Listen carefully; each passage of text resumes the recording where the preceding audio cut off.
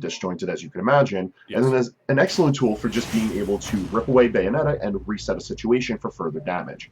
Forward tilt, ever so slightly different than Villager's forward tilt, is a little bit more disjointed and is more a little bit stronger. The numbers lean a little bit more in favor for acting as a kill tool as opposed to just a neutral tool, but the way that it's able to be utilized in congruence to the rest of Isabelle's kit, which is for the most part more vertically oriented, leaves a lot of potential for Whale to be able to put Deathspade in check at the ledge, which is something none of the really good characters in this game can really say to Bayonetta, barring possibly Diddy Kong, who we've already seen on stream tonight. And especially from the neutral with Diddy Kong, like from that mid-range, like I mentioned 1,000 times, you're probably sick of hearing it from me at this point. Yeah, it is definitely, oh my god, an interesting thing. It's just gonna get witch time for it right there. It's definitely, what am I trying? Somebody yelled from outside, I apologize. It's definitely an interesting thing, because I feel like as the forward smash will take the stock with the giant fist, yeah, so many other characters sort of just have to wait and see if they have a burst option that's quick enough to actually either bait out the ABK from ledge or just put yourself in the space where you know she's going to be with it. As Bayonettas, they love to use that move to get away from the ledge and then just hit you with like an up smash or an up tilt or whatever move that you have that's disjointed enough. Isabelle, on the other hand, like you mentioned earlier, has got the trapping on deck to be able to deal with that. So as far as Bayonetta actually fighting you in the neutral, getting the spike out, just barely in the starting frames of the Witch Twist, somehow actually beating it out right there. Very quick and, frankly, ballsy stuff from Whale right there. Yeah, Isabelle could afford to tango with Bayonetta in the air. Not particularly well, but the tools do work. At least enough to make Bayonettas have to be a bit choosy about how they time their Witch Twists. Now, it is worth noting, multiple times we've seen Deathspade take advantage of the Void Mine that's positioned, and Witch Time it to end up punishing Whale, even though they're far in the sky. I do think Whale could be making better decisions as far as the use of Void Mine, but it itself is a pretty iffy tool at best. Yeah, for sure. I mean, at the end of the day, you know, it is technically a projectile, and as we all know, Bayonetta, if she's close enough, she can use Witch Time on those things and then spell any semblance of death for you for sure, especially if you're around 140% like Whale is. Forward throw, not going to do it right there, but definitely keeping the pressure on off the level for sure. Oh, yes. The ultimate trappings of ABK off the ledge. Isabelle's forward smash manages to catch those long legs very easily. Yeah, just one too many buttons from the ledge right there. Unfortunately, Deathspade thinking they were safe chasing the Isabelle in a spot where they thought it was definitely bad for them up in the sky, like you mentioned earlier. But then, just like you said, it doesn't matter how all those buttons and all that pressure, it doesn't matter if you're pressing it one too many times. If you're the one putting yourself in a bad spot with a beautiful down air lock reset into the jab for the second one to maximize that damage all the way up to 74%. Whale, slowly but surely, taking control of center stage and bringing this game back 91%, forcing the Bayonetta to be the one to approach from ledge and trying to get that trap going, but the ABK does nothing for it. Tell me about that interaction, Hangman. Well, we had a situation where Whale was almost set for trapping at the ledge, but just barely missing the forward smash, aimed in the wrong direction. Ends up giving Deathspade a second lease on life, with Deathspade having plenty of time to reposition and start to threaten kill. Bayo at 115, she's still chilling. She's not especially struggling to kills, but Deathspade has got to be careful throwing out those forward smashes. It's a high-risk, high-reward option because it's able to anti-air phenomenally when it's angled upwards, but just a little bit of lag, you're giving a character as slow as Isabelle time to recompose themselves, and right there we saw one of the many reasons that fishing rod just doesn't work sometimes. And Isabelle, definitely the kind of character that thrives off of that composure, not just in terms of the game, but who she is for sure. Props to Sakurai for definitely trying to make every character as fitting to their personality as possible.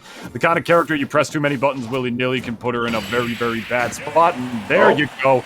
Finally getting that stop sign saying, no, stop, game one, over, as Whale is going to take that first game on small battlefield. Wonderful job right there, just getting around pretty much every tool that Bayonetta was throwing out to take away from Isabelle's main game plan, because this is the kind of matchup where Isabelle's main game plan, as you mentioned earlier, has to be altered just a little bit. And as far as I'm concerned, I think Whale definitely thought outside the box. If you're doing options like that, you know, putting actual hitboxes against Bayonetta's Witch Twist, that's not something you do too often.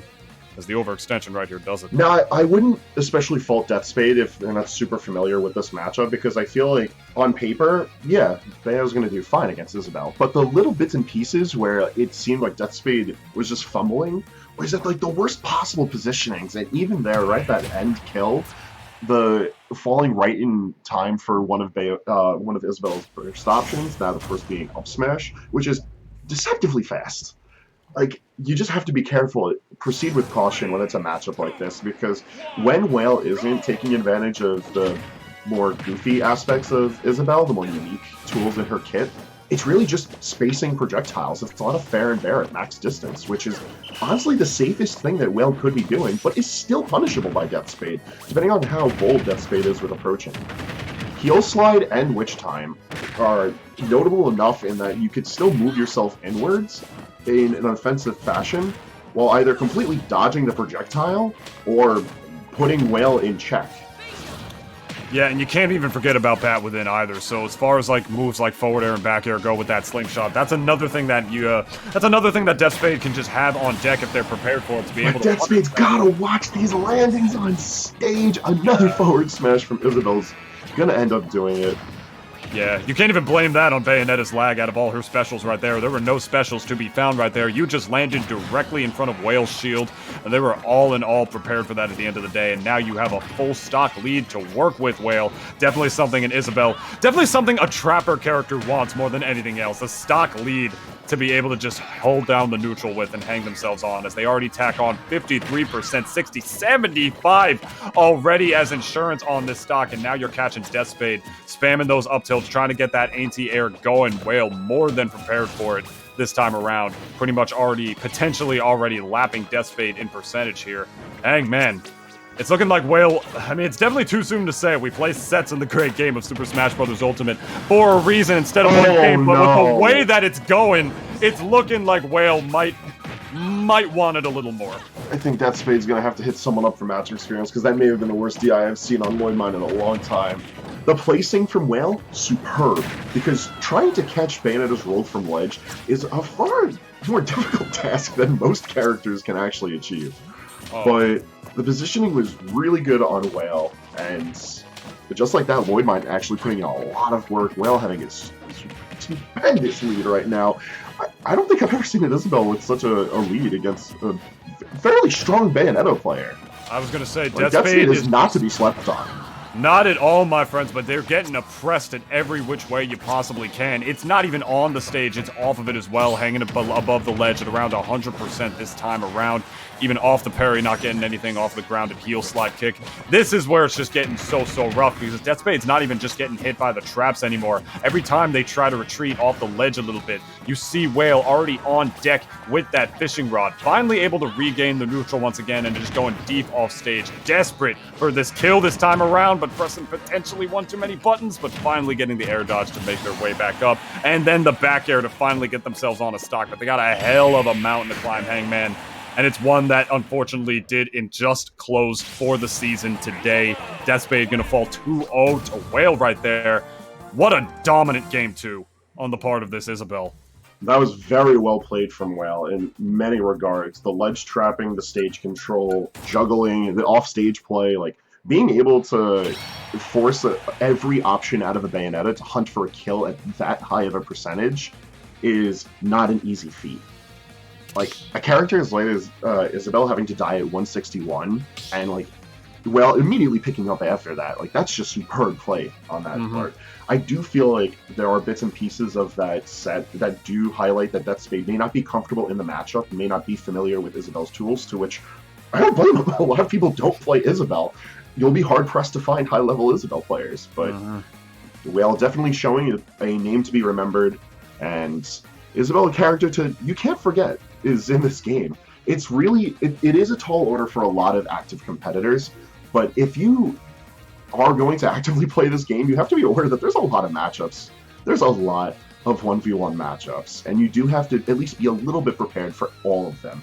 If you don't have a very strong general game plan for finding out matchups you may not be familiar in, you do have to do your homework. But there's a plethora of resources that allow you to do that homework, so